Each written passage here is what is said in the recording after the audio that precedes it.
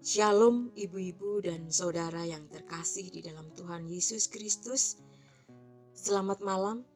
Kebenaran firman Tuhan saat ini kita beri judul Sabar dalam Kesesakan. Sebelum kita bersama-sama mempelajari firman Tuhan, marilah kita bersama-sama berdoa menghadap hadirat Tuhan. Saya hantarkan.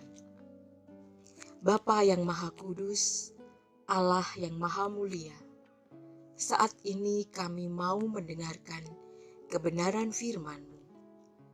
Berbicaralah bagi kami, buat kami mengerti kebenaran firman-Mu, dan buat kami paham akan apa yang menjadi kehendak-Mu di dalam firman ini.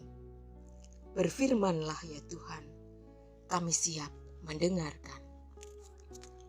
Ibu-ibu dan saudara yang terkasih di dalam Tuhan Yesus Kristus, kita harus tetap sadar selama kita masih hidup di dunia ini, persoalan hidup itu akan tetap ada. Masalah hidup akan tetap ada. Bahkan tantangan hidup akan tetap ada. Jadi, sekalipun di dalam hidup ini, persoalan hidup yang kita hadapi, tantangan hidup yang kita hadapi begitu berat bagi kita. Tetapi kita harus tahu bahwa di dalam Tuhan kita masih tetap memiliki pengharapan. Ibu-ibu dan saudara yang terkasih di dalam Tuhan Yesus Kristus, pengharapan inilah yang seharusnya membuat kita tetap bersuka cita di dalam Tuhan. Sebab pengharapan kita bukan saja karena di dalam Tuhan persoalan itu bisa terselesaikan. Masalah hidup yang kita hadapi bisa kita selesaikan. Atau tantangan hidup yang terjadi di dalam kehidupan kita bisa kita lewati.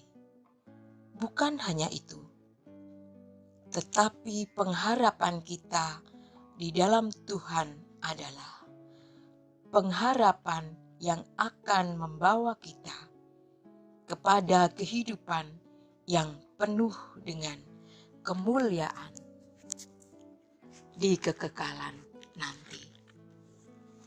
Ibu-ibu dan saudara yang terkasih di dalam Tuhan Yesus Kristus, itulah sebabnya kenapa di dalam firman Tuhan dikatakan di dalam Roma 12 ayat yang ke-12, demikian bunyinya, bersukacitalah dalam pengharapan, sabarlah dalam kesesakan, dan bertekunlah dalam doa. Jadi, apapun keadaan hidup kita, apapun yang kita hadapi saat ini, dan apapun pergumulan yang kita hadapi, tidak boleh membuat kita kehilangan pengharapan kita. Tidak boleh menjadikan kita orang yang cepat putus asa dan kehilangan sukacita yang kita miliki. Sebab pengharapan kita di dalam Tuhan seharusnya membuat kita menjadi orang yang tetap hidup penuh dengan sukacita. Dan sukacita itulah yang membuat kita tetap sabar di dalam segala keadaan. Bahkan firman Tuhan katakan, bersabarlah dalam kesesakan. Ibu-ibu dan saudara yang terkasih di dalam Tuhan Yesus Kristus, pengharapan inilah yang juga membuat kita lebih bertekun untuk melekat dengan Tuhan. Dan di dalam Kolose 4 ayat 2 dikatakan, bertekunlah dalam doa, dan dalam pada itu berjaga-jagalah sambil mengucap syukur. Di dalam segala keadaan, walaupun kita dalam kesesakan hidup, kita harus tetap mengucap syukur di dalam segala perkara dan di dalam segala situasi. Dan inilah yang Tuhan mau di dalam hidup kita sebagai orang percaya, sebagai anak-anak Tuhan. Kita harus tetap bisa bersyukur di dalam segala keadaan dan situasi. Firman Tuhan katakan, mengucap syukurlah dalam segala hal, sebab itulah yang dikehendaki Allah di dalam Kristus Yesus bagi kamu. Ibu-ibu dan saudara yang terkasih, ketika kita ada dalam kesesakan hidup, ketika kita ada dalam persoalan hidup yang begitu berat, marilah kita belajar untuk tetap percaya bahwa Tuhan tidak akan pernah meninggalkan kita, sehingga kita tidak mudah untuk cepat berputus asa dan hilang pengharapan, hilang sukacita kita. Tetapi marilah kita mengarahkan pandangan kita kepada Tuhan. Pandang Tuhan Yesus Kristus yang akan menguatkan kita. Sebab Tuhan pun harus melewati berbagai penderitaan hidup yang harus dilewati. Bahkan penderitaan itu harus Ia tanggung sampai maut dan mati di atas kayu salib. Inilah yang membuat kita orang percaya tetap memiliki pengharapan di dalam Kristus.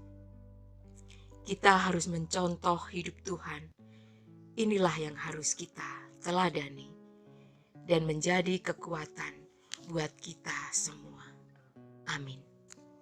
Demikianlah saat teduh yang boleh kami sampaikan pada malam hari ini dan akan kita akhiri bersama-sama di dalam doa. Mari kita berdoa. Bapa dalam surga, terima kasih untuk firman-Mu yang mengajarkan kepada kami untuk tetap sabar dan tetap berpengharapan. Meskipun begitu banyak persoalan hidup yang kami alami, kami sadar ini adalah sebuah proses Tuhan membentuk kami untuk menjadi pribadi yang lebih Tuhan kehendaki dan menjadi pribadi yang semakin hari semakin berkenan di hadapan Tuhan. Terima kasih ya Tuhan, kami boleh belajar untuk tetap mengucap syukur di dalam segala hal, di dalam segala kesesakan, dan tetap berpengharapan di dalam pergumulan dan tantangan hidup yang tetap kami lewati dan kami tetap memiliki pengharapan di dalam Tuhan. Amin. Ibu-ibu dan saudara yang terkasih di dalam Tuhan Yesus, demikianlah saat teduh yang boleh kami sampaikan. Selamat malam, selamat beristirahat, dan Tuhan Yesus memberkati kita semua. Amin.